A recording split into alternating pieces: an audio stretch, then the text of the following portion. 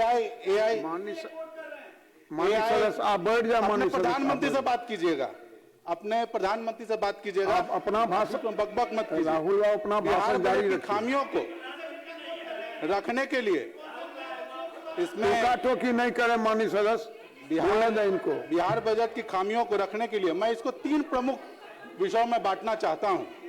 पहली महिलाएं, दूसरी युवा और तीसरा किसान। माननीय सदस्य, महिला, युवा और किसान, अगर इस चीजों पे सरकार काम कर लेती है तो काम कर रही है। हम सबसे पहले महिला सशक्तिकरण पे बात करना चाहते हैं। महिला सशक्तिकरण की बात करते हैं। आपने देखा होगा जीविका दीदियों के माध्यम से 10-10 हजार रुपया दिया गया। सरकार ने कहा था कि सब लोग को 2-2 लाख रुपया देंगे। आप बजट का प्रावधान देखेंगे, अगर 2-2 लाख रुपया इनको देने की अगर इनकी मंशा होती तो बजट का प्रावधान कम से कम 3,10,000 करोड़ रहता।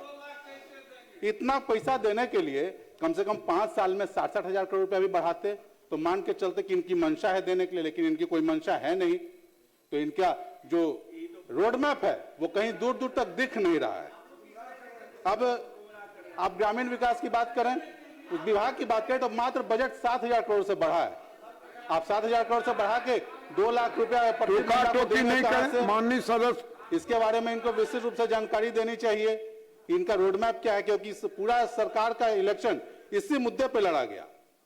हम हमारी युवा की बात करते हैं, बेरोजगारी पलायन हमारा सबसे बड़ा मुद्दा है। हर व्यक्ति, हर सदस्य के लोग, उसके क्षेत्र के लोग इस समस्या को झेल रहे हैं। तो सरकारी नौकरी तो संभव नहीं है, ये हम लोग भी मानते हैं। लेकिन आप रोजगार जो देना चाहते हैं तो उसके लिए आपने क्या रोड मैप बना के रखा है?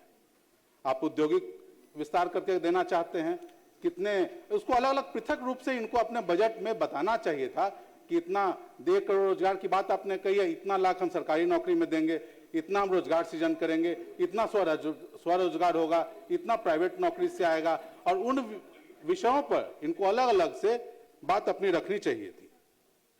अब औद्योगिक में ही हमें लगता है कि औद्योगिक का विकास ये कर पाते तो उसमें ये बेहतर काम करते, लेकिन औद्योगिक में इन्होंने किया क्या है? आज देख लीजिए, इथेनॉल का प्लांट इन्होंने बनवाया था, कई प्लांट लगे थे, आज 50% कैपेसिटी पे काम कर रहे हैं। क्यों? तो सरकार की पॉलिसी की खामी के चलते। क्यों? सरकार, केंद्र सरकार की, इनके डबल इंजन की सरकार है, इनकी नीतियों के खामियों के चलते बिहार के सारे जो इथेनॉल प्लांट थे वो 50% कैपेसिटी पे काम कर रहे हैं। मतलब रोजगार तो इन्होंने पहले ही आधा कर दिया। तो इस पे इनको एक विशेष अलग से भारत सरकार से बात करना चाहिए था, या इसको अलग से बजट में इसलिए प्रावधान रखना चाहिए था कि वो खरीदे ना खरीदे, हम आपको उतनी पैसा देंगे। उसके अलावा हम आज देख रहे हैं कि हर तरफ नए नए एआई युग की बात हो रही है। पूरा जो इंडस्ट्री है, आईटी इंडस्ट्री, वो ट्रांजिशन के फेज में जा रहा है। अब ट्रांजिशन के फेज में एआई इंडस्ट्री जा रहा है। हम लोग के पास सबसे बड़ा संसाधन मानव संसाधन है। इस देश में सबसे ज्यादा जनसंख्या हमारे पास है। जो नए युवा वर्ग के लोग हैं, तो सरकार के पास कोई प्लान है कि उनको वो किस तरह से ट्रेन करना चाहते हैं, कैसी ट्रेनिंग देना चाहते हैं कि वो भी जो है रोजगार में आगे बढ़ सकें, उनके पास वो स्किल्स हों, स्किल सेट हों जिसके ऊपर उनको अलग अलग जगह नौकरियां मिल सकें, या बिहार में ही साइबर सिटी का निर्माण कर सकें। अलग अलग जगहों पे इन्होंने औद्योगिक नीति में करना चाहिए था, लेकिन इनका जो है कोई रोड मैप नहीं है। अब हम ट्रेनिंग स्किल कि किस तरह की नई पॉलिसीज कैबिनेट में आ रही हैं, किस तरह से रोजगार सृजन करने की बात है, लेकिन इस तरह से अगर असत्य बोल के पूरे ये लोकतंत्र का मंदिर है और सभी लोगों को दिग्भ्रमित करने का काम कर रहे हैं।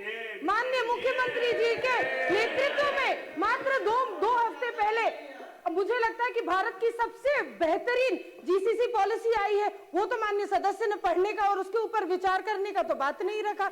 साथ ही साथ जो टेक्नोलॉजी हब बनने जा रहा है उसके बारे में चर्चा नहीं की। अपने 38 जिला में 60 से ज्यादा स्किल डेवलपमेंट सेंटर्स आईटी विभाग के चल रहे, उसकी चर्चा इन्होंने नहीं की।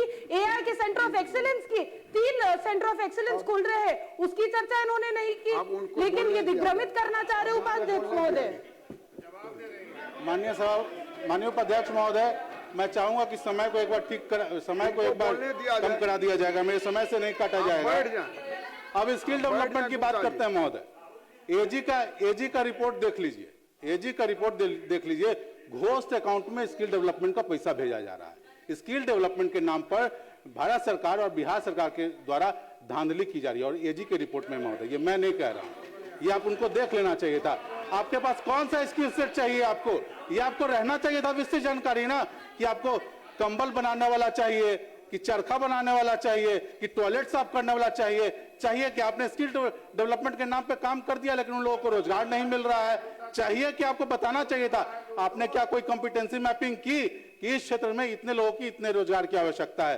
तो आपने कुछ इसमें काम किया नहीं, बस स्किल डेवलपमेंट कर दिया, घोस्ट अकाउंट में पैसे भेजे जा रहे हैं, सरकार के पैसे का दुरुपयोग हो रहा है। यही आपकी नीति है महोदय। अब वो किसान की बात करते हैं। एक समय था, हमारे जो पूर्वज लोग थे वो कहते थे उत्तम खेती मध्यवान, नीच चाकरी भीख निदान। खेती को सबसे उत्तम माना जाता था और जो वाणिज्य का काम है उसको मध्यम, और नौकरी को सबसे न्यूनतम। लेकिन आज क्या हो गया है? उत्तम नौकरी मध्यवान, नीच खेती भीख निदान। आज खेती की स्थिति आपने क्या की है? आज किसान लोग अपना उपज लेके और बाजार में बेचने के लिए वो औने पौने दाम पे 1800 रुपए पे धान बिक रहा है। आपका समर्थन मूल्य क्या है? आपने सीएमआर और एफआरके के नाम पर ऐसा एक भ्रष्टाचार का एक ये षड्यंत्र बनाया है कि सारे किसान उसमें फंस के रह गए हैं।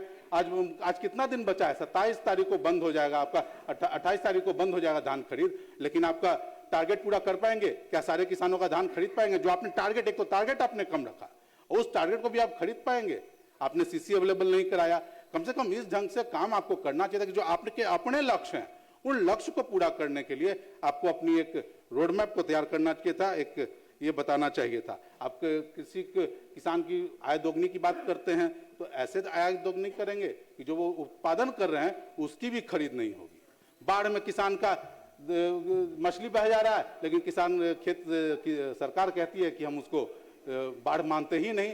तो ऐसे होगा? हम जिस क्षेत्र से आते हैं फ्लैश फ्लड आता है, 24 घंटे में फ्लड आके पानी निकल जाता है, जो तबाही करना होता है कर देता है। जहानाबाद में पैसा नहीं मिलता है, नालंदा में पैसा मिल जाता है। अब ये कौन सा फ्लड आता है महोदय कि जहानाबाद से पानी जाता है नालंदा में, लेकिन नालंदा में मिलता है जहानाबाद में? तो इस तरह की नीति पर सरकार को लगाम लगानी चाहिए। इसके अलावा महोदय, किसान सम्मान निधि आपने देखा होगा, फार्मर आईडी के नाम पे ये क्या कर रहे हैं। फार्मर आईडी के नाम पे मैं आपको निश्चित तौर पे कह रहा हूं कि 50% किसान इसमें लाभुक नहीं हो पाएंगे। बिहार सरकार ने अलग से 3000 रुपया देने का ये किया है, तो मैं इनसे मांग करूंगा कि एक तो उसको 10,000 रुपया करे, उसके बाद जो वैसे किसान जो जिनका फार्मर आईडी बनना छूट जाएगा उनको ये अलग से पैसा दें। ऐसा प्रावधान ये उसमें करें ताकि जो इनकी सोच है, मनसा है, कम से कम दिखे। 3000 रुपये से कम 10,000 रुपया करें। और साथ ही हम लोग जानते हैं कि धीरे धीरे हम लोग मार्जिनलाइज्ड फार्मर की तरफ जा रहे हैं, जमीन कम हो रहे हैं, भूमिहीन किसानों की संख्या बढ़ रही है, मजदूरी करने वाले किसान ज्यादा हैं। नीतीश कुमार जी इस बात को समझते थे, इसलिए इन्होंने हमेशा उसका प्रावधान रखा। तो क्या आप ये पैसा वैसे किसानों और मजदूरों को भी देना चाहते हैं जो भूमिहीन हैं? नहीं देना चाहते हैं तो उसके लिए अलग से विशेष प्रावधान कीजिए कि जो भूमिहीन लोग हैं उनको भी बिहार सरकार कम से कम अपने तरफ से पैसा दे। ऐसी योजना इनको अपने बना के रखनी चाहिए थी। आज भी महोदय हम जानते हैं खेती में वो क्षमता है कि बिहार में 70% रोजगार जो है अब आप अपना भाषण संक्षिप्त करें। लेकिन हम आप देख सकते हैं कि उसमें ये संभव नहीं हो पा रहा है महोदय। मनरेगा को जी राम जी के नाम से इन्होंने कर दिया और उसका खेती के समय में उस काम को बाधित कर दिया। अगर इनको करना ही था, अगर इनको किसानों के ऊपर सोचना ही था तो मेड़ बनाने, रोपनी करने, कटनी करने, एक मिनट महोदय, कटनी करने, ढुलाई करने आदि चीजों में इस योजना की राशि को खर्च करते तो किस मजदूरों को भी एक लाभ हो सकता है। लेकिन उस पर इन्होंने कुछ काम किया नहीं।